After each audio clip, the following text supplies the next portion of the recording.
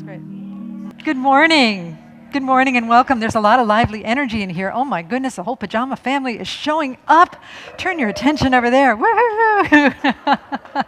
They'll be on camera soon enough for those of you who are watching at home. I'm Reverend Bonnie Rose. It is great to see you here this morning and all of this pre-holiday excitement. And gosh, here we are at the Center for Spiritual Living, the Kindness Cathedral, and I'm going to go ahead and turn it over to Lonnie, who's going to fill us in. Good morning, everyone. I don't know about you, but I'm super happy not to see a big turkey out on that table in the social hall or stuffing. I think that's why we're here, right? We're getting away from all those goodies. Lonnie, how many Thanksgiving dinners did you have? I had 3. Oh my. Yeah. That's a lot. Pretty sad. Yeah. Actually, it was very delicious. Okay, good to know. But what a fun morning that we're here in our comfies and having fun and celebrating Thanksgiving and the joy of being together, sharing kindness, love, and joy. So settle in. Thanks, Lonnie. And now we're going to, in lieu of a children's message, because tonight I believe is the first night of Hanukkah, we're going to have a family come up on stage and say a few words about Hanukkah. So this is Jonna Shane and Dave Flager, and Jonna's a practitioner here, and Jonna, you can introduce everybody else. Good morning, Jonna. This is my granddaughter, Erilyn Shea from New Mexico, and my daughter's in the house, Monica, and my son-in-law, Cody, and we're going to light the menorah. And Hanukkah is about the celebration of lights. It is when the Syrians came to rebuild the temple. The Israelites only had enough oil for one night, but it lasted for 8. A true miracle happened there. And Christmas is about miracles. St. Nicholas makes all the wishes come true for little children and adults, one and all. Santa Claus, there's miracles everywhere. And just gonna take a deep breath. And so no matter what you celebrate, we see miracles everywhere. I'm a miracle. I believe in them. I expect them. We all are one. And thank you for being here to witness my little granddaughter. And Dave and I kindle the lights of Hanukkah. This is our miracle. And we're so happy to be here. So we're gonna light this one first. Want to help me? I'm shaking. Ooh. I left the dasham in the truck. You did the way? I left the dasham Oh, the menorah in the truck. dog menorah in the truck, yeah. But this is beautiful. Well, we're trying to get it. Yeah, we're trying to get it to go. This is part of the miracle. Indeed. It is. It's true. It's is the way. true. It's true. It's the way life miracles work sometimes. Yay! So I'll recite the blessing in Hebrew, and my granddaughter will repeat it, and you're all welcome to repeat it with us, and then Dave will translate it in English. You want to take this shamus candle and light the candles.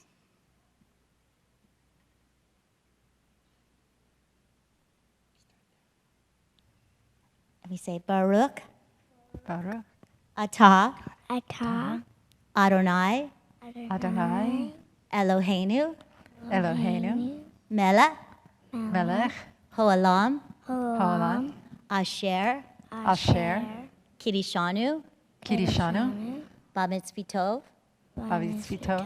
Vitzivanu, Lehed Lekner, Shel, Hanukkah, which translates, Lord our God, King of the universe, who has sanctified us to keep his commandments and commanded us to kindle the lights of Hanukkah. Aw, yay. perfect. Thank you so much. Are you complete, or do you have anything else you'd like to say? Shalom on earth, Adonai bless you and keep you. One love all. Aw, thank you so much, you guys. You're the face of God. Diane is going to come up and pray for us. Just close your eyes and take in a deep breath. And as you exhale, just release whatever cares you had when you came through the door. And just be at peace in this place of love. And I know that there is a magnificent power that created all from itself. It goes by many names. Some people call it God. And it has remained a part of all of its creation. And I know it's a part of me, and it's a part of everyone in this room, and all of those who are watching on video. We're all one. We're all filled with that dynamic spirit of love. And this morning, as we come together and we hear the music and the words of this song and the spiritual reading and Reverend Bonnie's inspiring words, we feel the love. We feel the oneness. And when we leave, we can spread that beautiful love with everyone we meet. And I am so very, very grateful to know this truth for myself and for all of us. And so with a heart full of gratitude, I release my words, knowing they are already a part of divine law.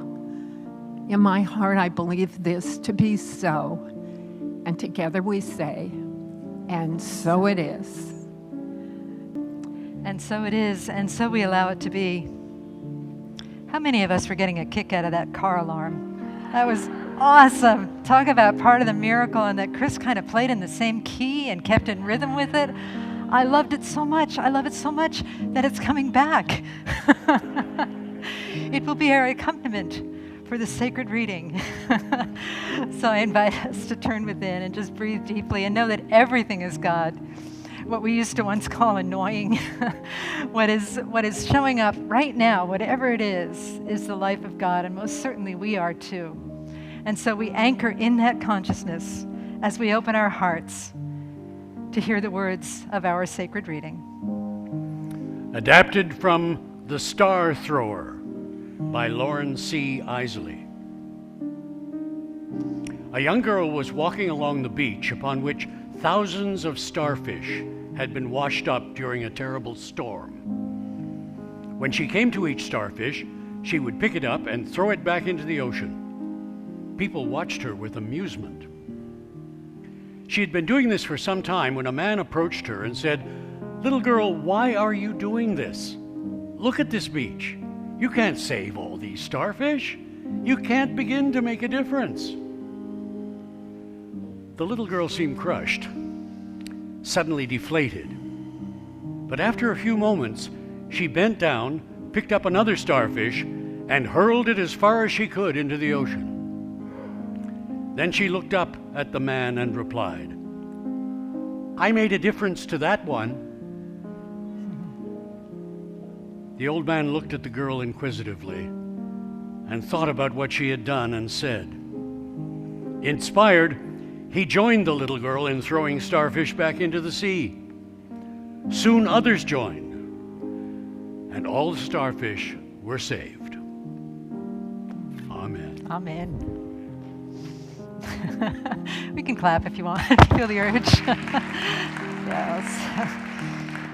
Oh my goodness, and what an apt message for today and every day as we notice challenges all around us and how it sometimes feels like we just can't do it. We can't do it alone, and we're not supposed to do it alone. One of the ways that we bring healing and peace and grace and goodness to the world is by recognizing community, by recognizing the I Am presence that shows up in community as community. And so today we'll engage in a community song, a community chant that recognizes the I Am presence in ourselves, that recognizes the I Am presence in all beings in this spiritual center, in this circle of singers, and that recognizes the I Am presence in all things, in starfish, in the planets, in the stars, in the sky.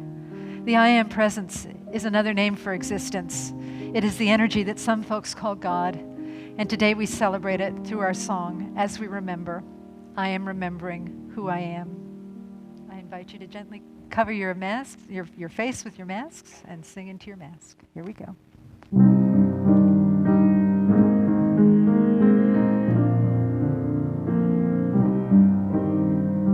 I am remembering who I am. I am remembering who I am. I am remembering.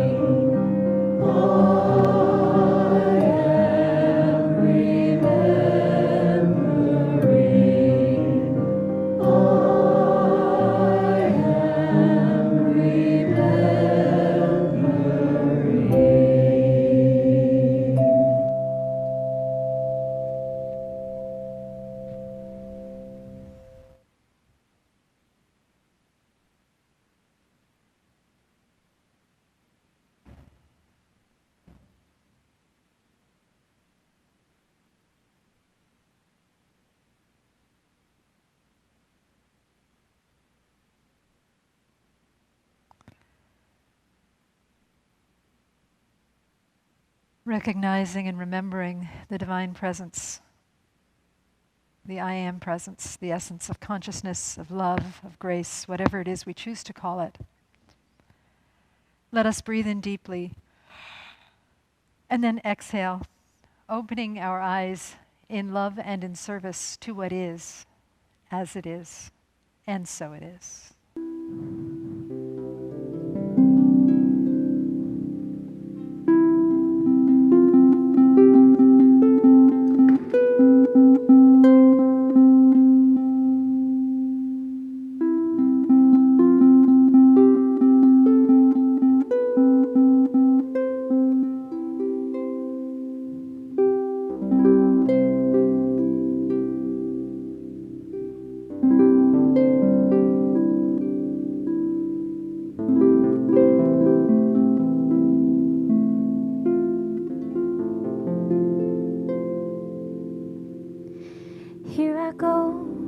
Here I go, feel better now, feel better now. Here I go, it's better now, feel better now.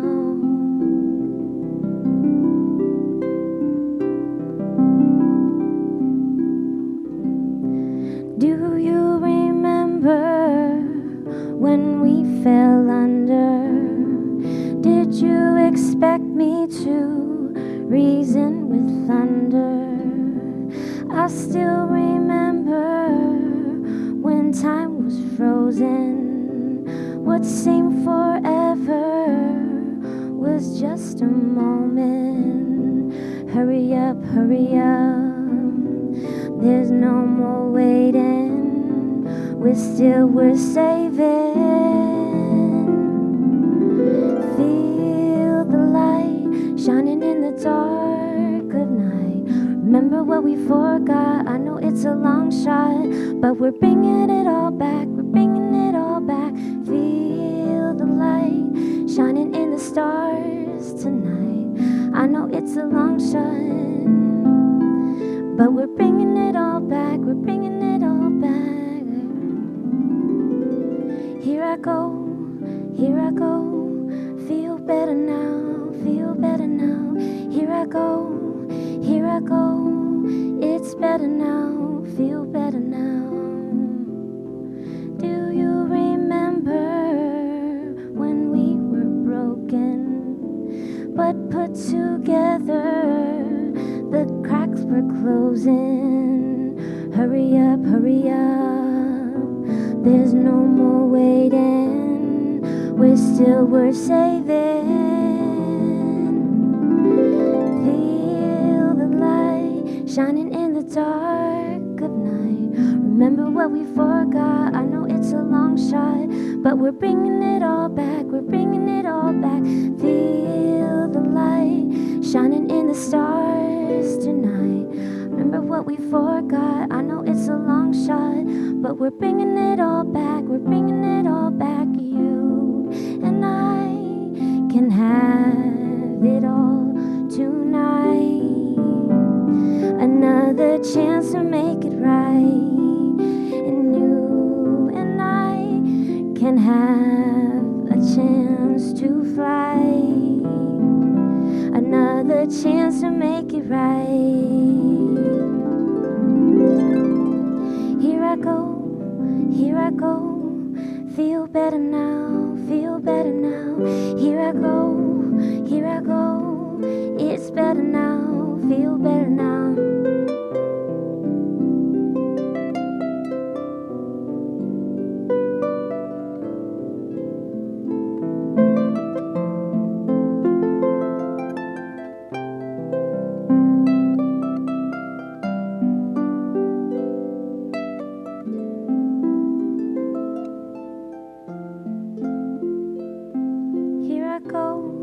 Here I go, feel better now, feel better now. Here I go, it's better now, feel better now.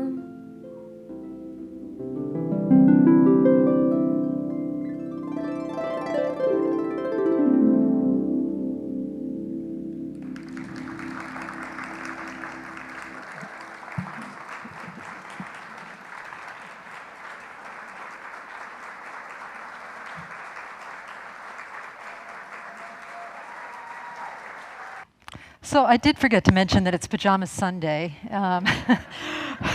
You may have noticed. Yeah, that's mainly for the folks that are watching from home. If you're wondering why we're in our pajamas, we have this tradition in this center that the Sunday after Thanksgiving where people might have expanded a bit. And I'm not talking about expansion in consciousness, where they might have expanded a bit over the Thanksgiving holiday, that we invite them to wear their pajamas to church. And I see that we have a lot of people that have expanded, a whole family that has expanded into plaid. So first, a special thank you for Jonna Shane and Dave Flager and their family, and the grandma that did the invocation, and the little girl who did was that Monica? Erilyn, right, who did the beautiful lighting and the reading and all of that. That meant so much to us. And let me know if those start getting low, and I'll blow them out, okay? They're dripless, they'll be okay. All right. And just thanks to Chris and David. Wonderful to have you here today, and all of you. Just great to have you here. Jessica, you never cease to astound me with your beauty and your talent. And now your shirt, it says Namaste in bed. Okay, just great. Yeah, Jessica was a good sport, and I believe Jessica told me once that her teacher said, you have to dress for the harp, right? So she always comes all like dressed to the nines, like in formals and whatnot, and she wore pajamas. It's awesome. I love it. Yeah. So It's kind of been a strange Sunday in lots of ways. We were supposed to be doing an interview with someone named Gail Matthews, who is a practitioner here who works in the field of assisting people that are struggling with homelessness. And she was going to come in and speak with us about her work so we could learn more about what's going on and how she also applies these science of mind principles that we teach, these spiritual principles, to her work. Gail had a family emergency and was not able to come. She really, really wanted to be here, and I actually had to talk her out of it and say, "No, Gail, your obligation is to your family right now. You don't have to, twist yourself into a pretzel to please the church, right?" So, anyway, I was planning on doing a talk, and then I thought of somebody else that works in that field, and that is someone that you may know. You may know Mary Kerrigan as a practitioner, as a choir director, as a stage manager, as an all-round wonderful person, but Mary Kerrigan also works in the field of helping with folks that are struggling or impacted by homelessness. So rather than me telling her story, I'm going to invite her to come up here and tell her own story. And we're going to talk a little bit about this because, for one thing, it's starting to get cold, and our center is often very involved in assisting people that are struggling with that issue in terms of helping them find warmth or shelter. But also we're starting a special program this Sunday that directly impacts the population that Mary serves, Step Up Ventura, which is a daycare center for children that are impacted by homelessness. So let's give a really warm welcome to Mary Kerrigan as she comes on the stage. Thank you. And I also want to say that Mary found out that she was doing this at like 2 o'clock in the afternoon yesterday. And most people have a little more time to prepare, but she's a pro, so we're gonna just jump right in. So Mary, can you tell us a little bit about yourself and what you used to do, what you're doing now, why you're doing it, all stuff like that? Well, for over 30 years, I was a clinical social worker, and I originally wanted to be a teacher, but I thought I didn't have enough patience, so I decided to be a psychotherapist.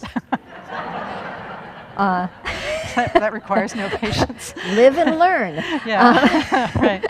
So, and I thought I was going to be working with college students to help them figure out what they really wanted to do with their lives.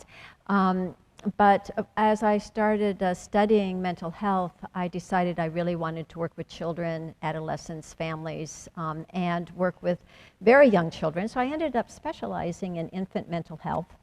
And that's what brought me to, after deciding no longer to be a psychotherapist, we had moved to Ventura, and it became very aware that children here are impacted by homelessness or on the brink of homelessness.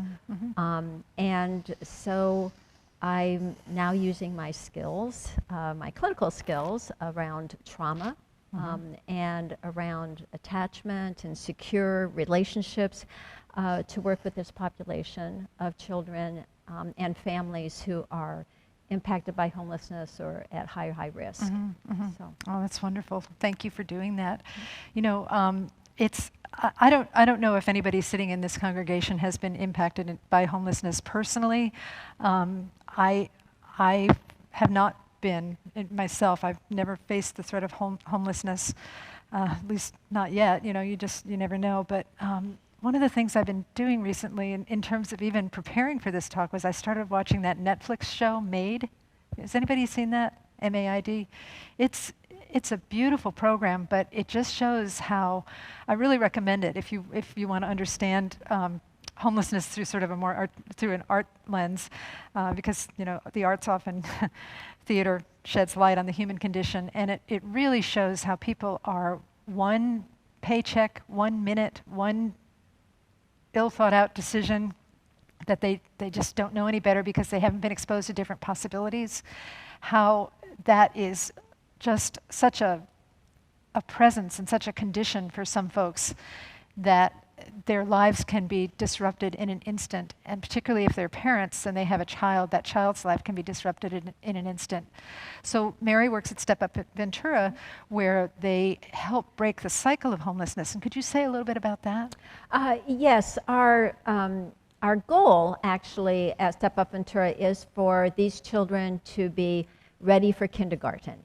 Because we know that children who are not ready for kindergarten have an 80% chance of not finishing high school. And so what happens with children who are impacted with so many disadvantages very, very early in life, they go to school, they're not ready for kindergarten, they hate school, they drop out of school, they don't have ability to be self-sufficient, and they end up being homeless. So when we talk about our program, we talk about it breaking the cycle of homelessness, because education has been shown to be one of the ways that people are able to go from very difficult situations to a much safer, healthier life. Yes, yes, absolutely. And what I was saying before about making poor choices out of ignorance, it's not stupidity. Ignorance is not stupidity. It's just when you haven't been exposed to the variety of resources or whatever that are out there, or even possibilities for our lives, then you tend to continue to make the choices that your parents made or the choices that the people you were around made. And there are many other possibilities that exist. And one of the ways, I'm sure, to open the doors to those possibilities is through education. Yes, and we do know that children's brains are not really available for learning unless the trauma of what they have experienced is resolved, because trauma affects the brain. And so a lot of our work is to help heal that trauma and then help the children make connections with adults that can help them progress and grow. Right. And so they're really available for learning. So we talk about heal, connect, and learn. Heal, connect, and learn. Yeah. And yeah, you provide a safe space so that children have a chance. Yeah. Yeah. Yeah. I'm going to cry. Yeah. I cry every day. It's too soon for that. I thought I might cry at the end, but not at the beginning. That's so sweet. Thank you. Thank you. What is the biggest challenge that you face at your work? I think the biggest challenge for myself personally is to remain positive about the outcome when on a daily basis sometimes we see such devastating effects of the conditions these children live in.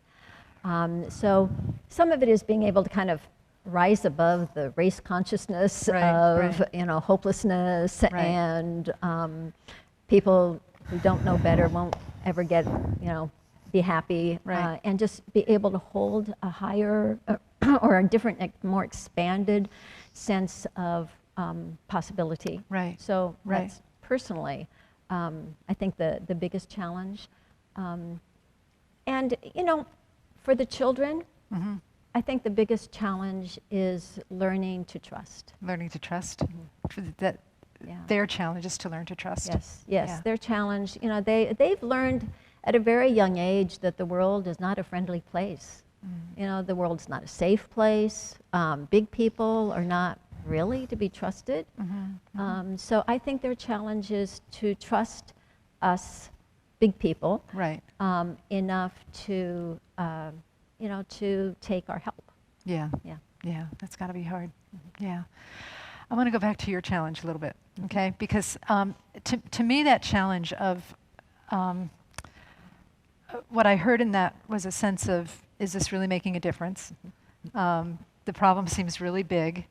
Is my small contribution big enough? You're doing marvelous things in this unique place in a small to medium-sized town in Ventura. Homelessness is all over the country.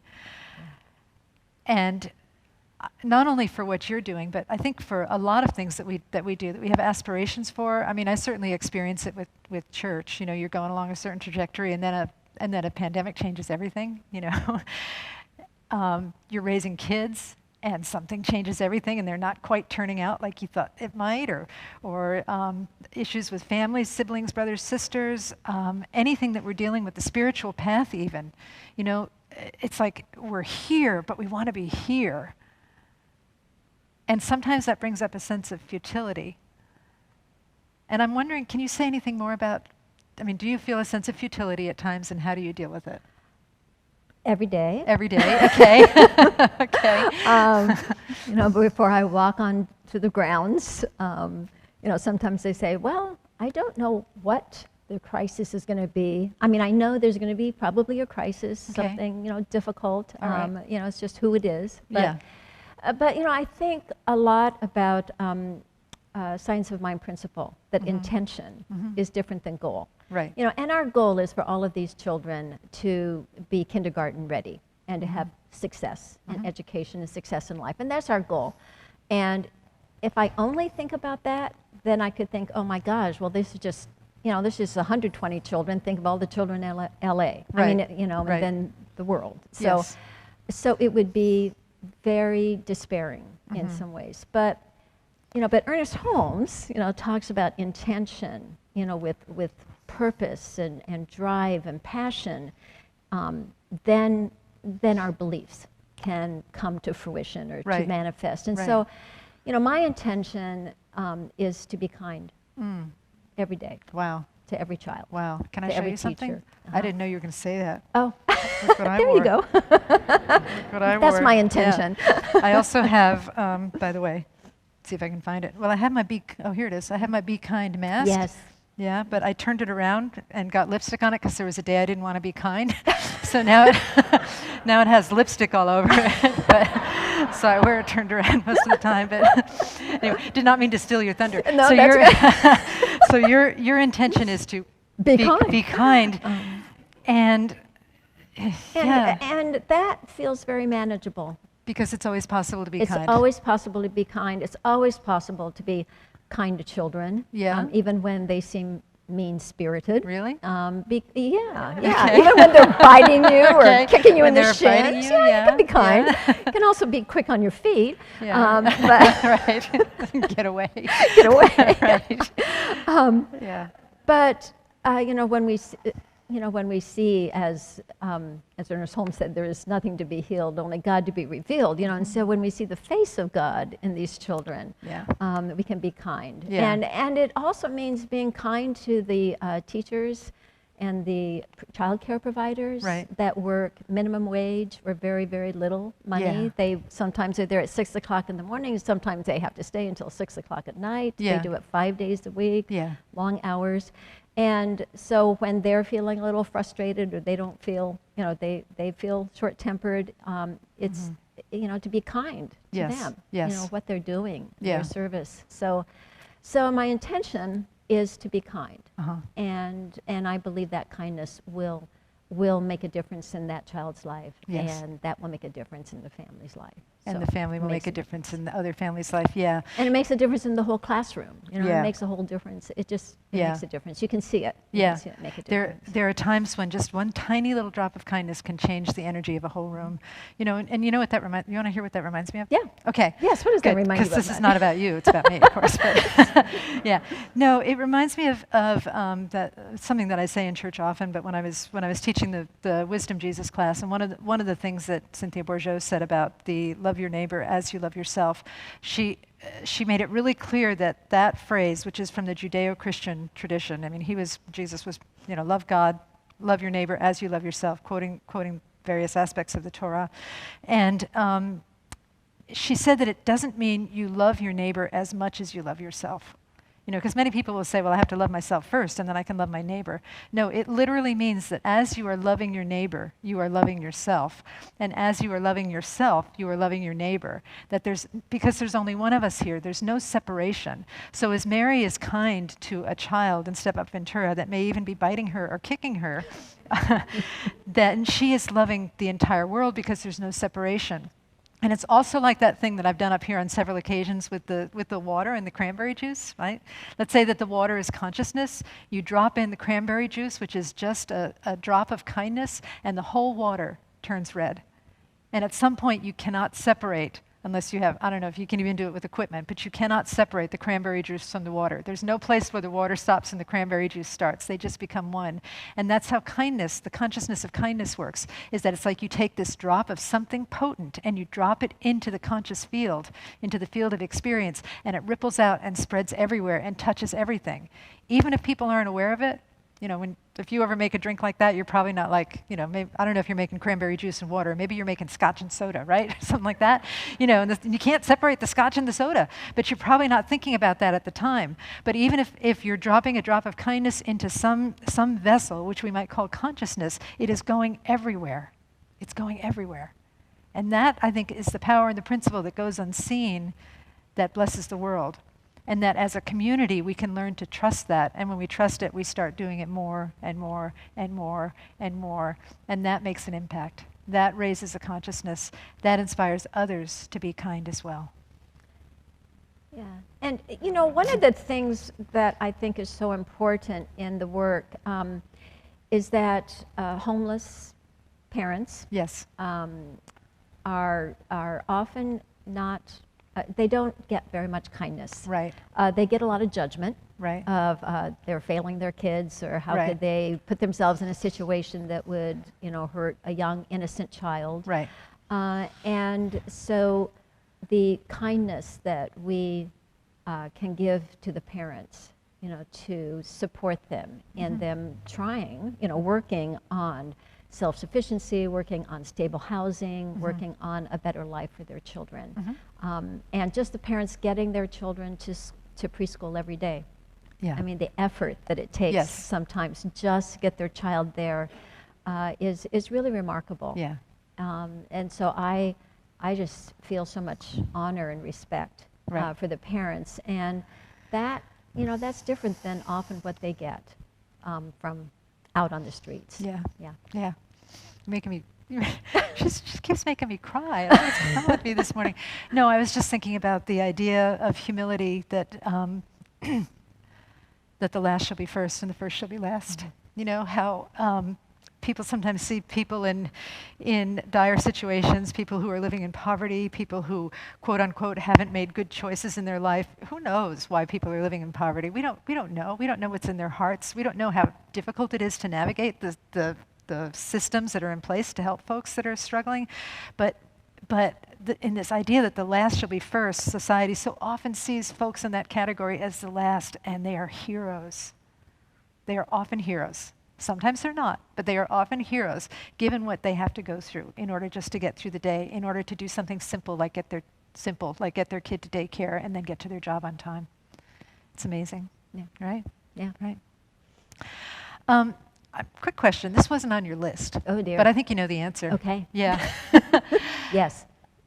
Because we've talked about it before. Yeah, the answer is yes. Good job. We've talked about it before. Does being kind sometimes mean setting boundaries? Yes. Okay. Yes. Good. Okay, we can move on. No, Yeah. Well, you know, it's so interesting that you asked that, because, as I said, the children can be quite aggressive. Yeah. Actually, they're angry at the world. They don't have a lot of reason to be happy with big people, Right. and trust if they don't trust. So there is a lot of aggression. Yeah. And one of the kindest things we can do is set a boundary on that aggression and help them find a way to express their dismay, their despair, their disappointment, their discouragement, their anger in a more connected way. Right. Instead of an aggressive way. Right. And if we didn't set that boundary, and I say this to kids all the time, my job is to help keep you safe. You know, your job is to help me keep you safe. You know, but if we don't set that boundary, then they don't have a way to really connect with people, and if we're not connected, we don't do well. We don't thrive if we're We not don't connected. thrive. Yeah. Yeah. So setting a boundary helps people ultimately learn how to connect with people in a way that is sustainable, Yeah. and in a way that blesses everybody. Yes. Can we do that with grown-ups too, or is it Yes, just for we kids? can. We Oh, don't good have to to do know. it just- Okay. Doesn't just apply with kids. So setting a boundary is helpful for the And person. kind. And kind. Yeah. Yeah. I guess part of it depends on the way you said it too. Yes, that's Yeah. true. Yeah. And you know, some of it is the belief that the boundary is going to work, you know, is going to Right. help and be helpful. But setting a boundary other than out of love and from an energy of love is just a punishment. Setting a boundary if the energy is not love is a punishment. Yeah. Right. And children and many people in this room have been punished enough. Yes. You know, the field of mental health has proven that punishment doesn't work. If it did, the prisons would be, you know, empty because people would, you know, be punished and then go about their ways and never sin again. Right, you know, right. Never do anything wrong again. So punishment doesn't work. Punishment doesn't work. Punishment doesn't work, but a boundary set with loving intentions and allowing consequences works. Yes. Yeah. So the board told me that they're going to punish me if I keep checking my emails on Mondays. Yeah. So doesn't work. So it won't work. It already hasn't worked. The board wants me to take a little time off for my own mental health. Yeah, just funny because the word punishment came up in my life recently because of that. But that is really, really good to remember and really counter to what we call in this teaching race consciousness. The race consciousness is if I just punish you enough, you're going to get it someday, right? What if we were to shift that? Yeah. And to say again really clear so it's clear for everybody, what's the new way of looking at that? Well, setting a boundary in kindness and with love allows connection, allows the person to find a different way to express their feelings and to connect. Okay, so it allows them to find a different way and it's a win-win for everybody, right? It's very much a container for what in this center we talk a lot about as the third force, right? The opposites, the affirmative factor and the denying factor. Yeah. I want this kid to stop hurting people. This kid wants to hurt people. They're pressing against each other. The ego's way of doing it would be for the bigger person to smush down the younger person, right? The third force way is to hold that tension and do something different, allow something different to emerge, which is a boundary set with love that allows greater connection. How about that? Yeah. I'm going to have to work on that, but you know, it's something to aspire to. So I'm curious now, do you have any stories about how an act of kindness or an act of generosity from either you or somebody else made a difference in somebody's life? Well, I'll talk a little bit about a child. Okay, sure. There's a little girl, and I don't know if you've ever been on the grounds of a preschool, but anyone over 4 feet is like a magnet for children. You know? Really? Okay. So any adult that walks on the grounds, you know, kids come and they hang on you and want your attention and things like that. And this little girl was pretty persistent. Every time I came on, she would come up and run and hold on to my hand and start dragging me places because she was very nonverbal. Okay. Lots of trauma, lots of difficulty behind just not good early childhood stimulation, so behind in speech and language, but she would kind of drag me around. So when I came one day and she wasn't there to greet me, I usually go and make a point of greeting all of the children and say hello and how happy I am to see them. And I looked around and I found her sobbing underneath the slide. Oh. Great. So I get down on my hands and knees and crawl under the slide and join her. And she's crying because no one wants to play with her. Oh. And that loneliness, she was feeling such rejection and loneliness. And so I just held her a little bit and talked about how hard it was to feel lonely and how it's hard when we don't have friends. And she started feeling a little better because I asked her what she would like to do, and she said she would like to skip. So we skipped around. So pretty soon, other kids came and joined because that looked like fun. Skipping is fun. Skipping is fun. Yeah. And so we were skipping. We did another round around the playground, and we had about 5 or 6 kids skipping around with us. And then at one point, I let go of her hand, and other kids joined her. And it was such a feeling of, her speech is not good. The kids don't relate to her very often, but they were able to, just, the kindness of us doing that, me being kind to her and spending some time with her, and then other children coming and joining her. And it just was a beautiful sight, you know, to see. And so then a couple of days later, I came onto the playground and I heard a little boy's voice saying, "Come on, Rena, let's go swing." And I thought, you know, she didn't even pay any attention to me, which was so good, because she was, you know, she was running after a playmate that was including her. I love that story. I love that story. And, you know, it's not like skipping is a magic bullet, right? Like if we're struggling with someone, I know, I'll skip. How about that? No, it's the intention behind the skipping, right? Yeah. The intention behind the skipping that drew in all of this extra love and kindness, and that actually, you know, it's one of the most beautiful things. It's hard to put into words, but when there's a thing in ministry, when the congregation can speak the vision back, then you know you've done your job. And it's like when the action surpasses the person who started it, you know, that you started the skipping, but it went beyond you. That's a sign that it's working. I'll share with you one of my thoughts about Step Up Ventura, because as we're getting ready to we're launching this program. You'll see in the social hall we've got a Christmas tree with ornaments on it. And one of the things that's unique about Step Up Ventura is that that when we provide them with Christmas gifts, you have an opportunity to pick up an ornament and look at the name on it and buy a gift for that child, but not only the child, for the family. So you can partner with people and you can buy a present for the parents and for the siblings, so that the whole family gets at least one present to open on Christmas. And and let me say, yes, go ahead. The reason we do that is because when we would ask parents, what do you want your child to have for Christmas that you're not able to provide? Yeah. And they would give a list. Yeah. And then I say, and then what would you like for Christmas? Oh, no, just be sure that my child has something. I know.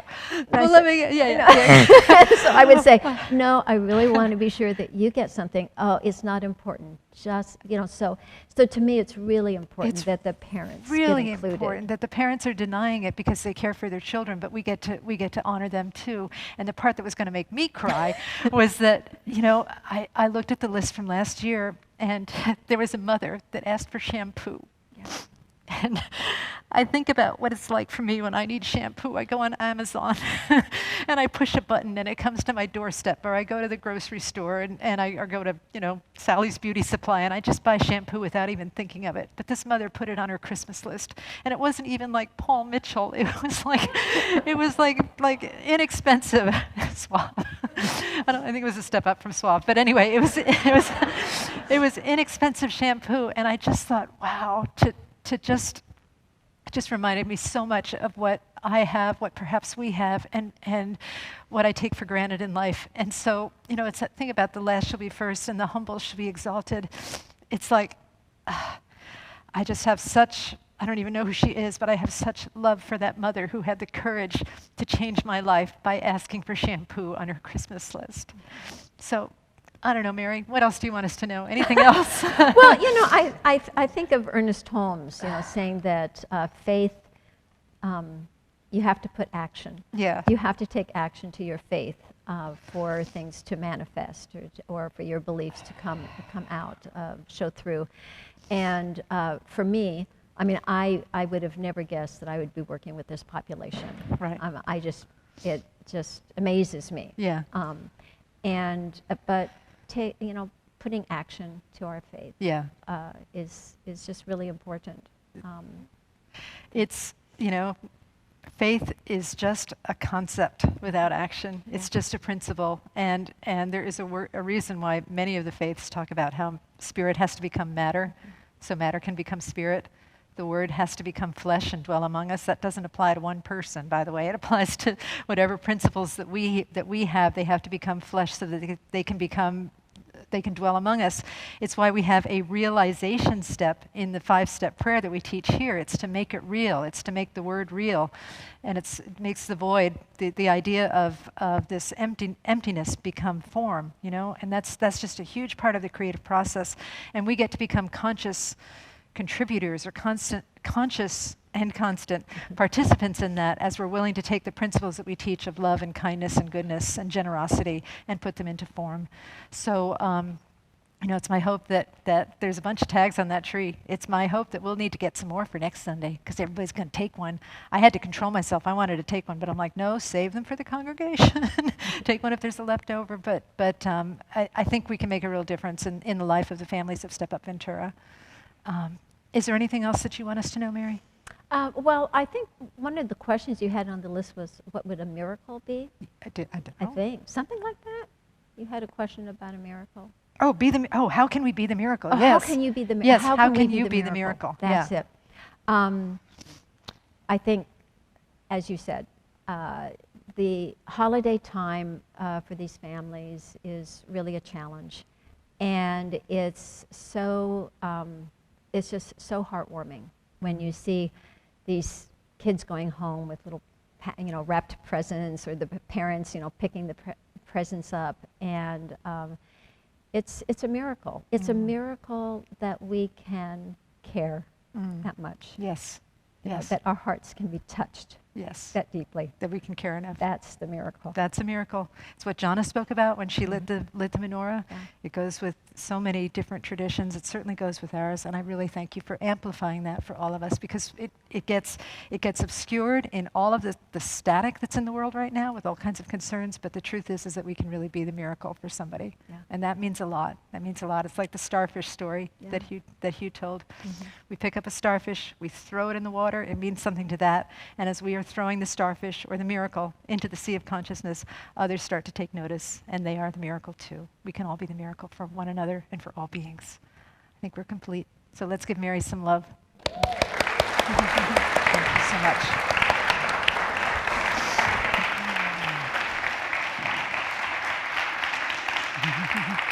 Good job. Oh, thank you so much, everybody. Thank you for listening, and thank you for being here. And I'm just feeling such a sense of blessing, this blessed community and this power and this presence. And so let's turn within and just trust and know that there truly is this one power that has assembled us here today by divine appointment. It's the power that brought us together to play in the fields of love and grace and kindness and generosity, because this power is kindness and generosity and love itself. It is grace itself. And as we come together, as we remember, as we sing about it, as we speak of it, as we connect on a heart-to-heart level in this spiritual community, we know the truth about ourselves, that we are that love, we are that grace, we are that kindness, we are that generosity, we are that compassion, destined here to place that in the world and create ripples so that others may do the same. And so today, I absolutely know that these words have been spoken. They have been spoken to open hearts, and that they make a difference in the lives of ourselves, but also the lives of others. All of the lives that we will touch through our conscious labors, through our letting go, through our willingness, through our grace, and through the power of love that pours through us. Today, I invite each of us to surrender to that power of love and ask it, how would you like me to serve today? How would you like me to show up as a conscious force, generating ripples of goodness in the world? How would you like me to be a miracle for another being today? And as we do, we know that the miracle not only is for the other, but it also blesses us, because there is truly no separation between us and the other. We are all one. We are all the same. So whether we're blessing children, whether we're blessing their parents, whether we're blessing the animal kingdom, the earth, whether we're blessing our own children, our families, our spouses, our partners, whatever it is, our church family, it's all one miracle, and we are calling forth a piece of it to be realized, to be made flesh, to be made form, and to be celebrated and amplified. And so I'm so grateful to participate in this process of amplifying, so grateful to be part of the goodness, so grateful to remember and to trust and to allow Spirit to work through each of us. So grateful for God. I bless this spiritual center and all teachings. I bless synagogues, temples, mosques, ashrams. I bless all beings everywhere, fundamentalists, atheists, agnostics. I bless everyone, for everyone is a blessing. And with a heart that is so filled with gratitude and blessedness, I say thank you, Spirit, thank you, love, and I release these words into the divine mystery. And together we say, and so it is. Namaste.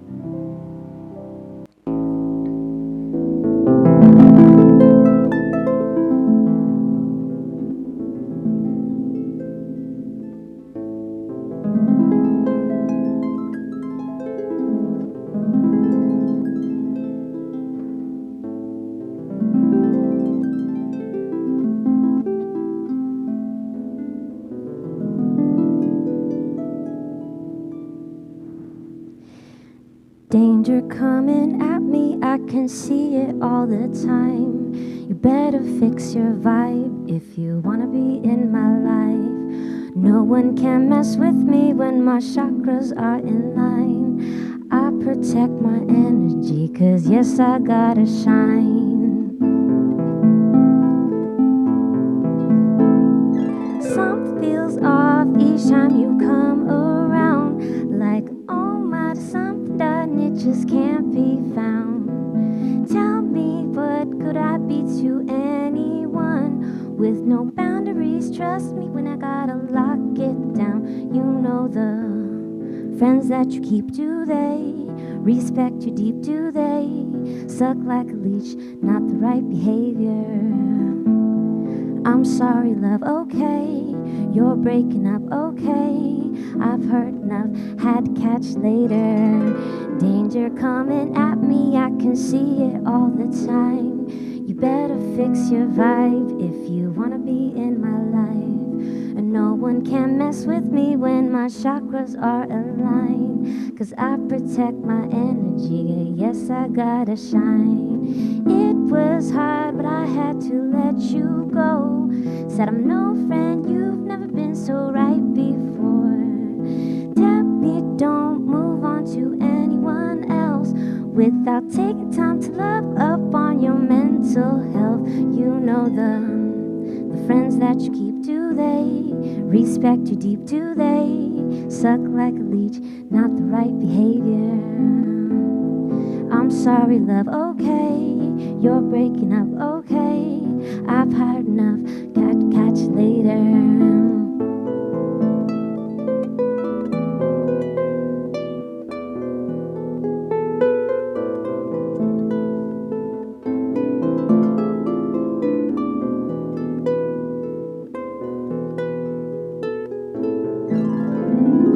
Get it right, do the right thing, baby, get it right. I know you mean well, baby, take a 5.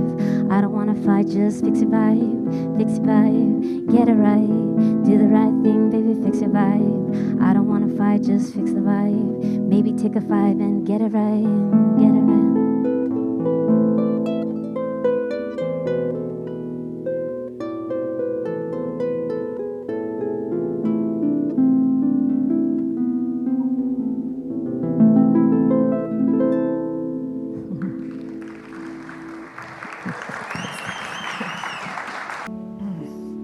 And just breathe and just remember where we are. We're here in this beautiful opportunity. We are immersed in an opportunity here to change our hearts, change our world, to live in a center of kindness, to be a center of kindness, to be a miracle. And how wonderful it is to know all of this, to trust all of this, and to anchor in all of this as I read our closing prayer.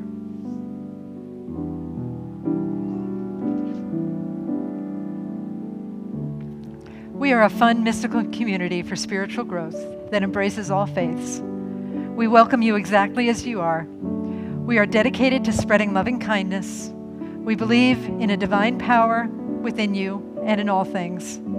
This power connects you to infinite possibilities for transformation. We offer practical spiritual tools to create immediate positive effects in your life.